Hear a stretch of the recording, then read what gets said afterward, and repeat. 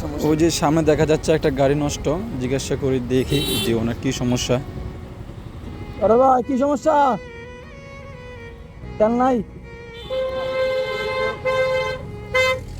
এ, তেল নাই নাকি অন্য সমস্যা? পাম্পের দিকে আছে? পাম্প আছে। তারপর ওনাকে আমার গাড়ির থেকে তেল দিতে যাচ্ছিলাম, উনি বললো যে পাশে পাম্প আছে। আসলে হাতে ডাইন পাশে সেনাবাহিনী ট্রাস্টের পাম্প ছিল, ওইখান থেকে উনি তেল নিয়ে নেবে, সেই জন্য উনি আমার থেকে নেয় নাই। তো এর সামনে একটা আবার বিজয় সৈনির সিগন্যাল আছে, দেখি সিগন্যালে কতক্ষণ অপেক্ষা করতে হয়।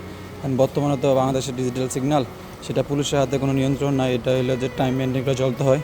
যে চলে আসছে আমি সিগন্যালের কাছে, লালবাতি দেখা যাচ্ছে দূর থেকেই।